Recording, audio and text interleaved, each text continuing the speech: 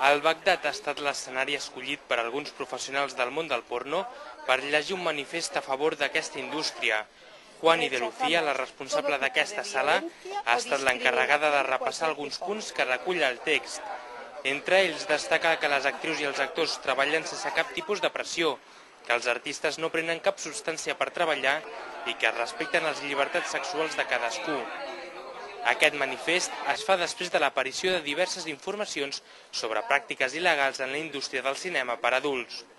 Que ahí no estamos incluidos todos, ni actrices porno, ni actores, ni la parte de industria, que somos empresa y que llevamos muchos años funcionando y luchando para que todo nuestro negocio sea lo más legal y lo más serio posible.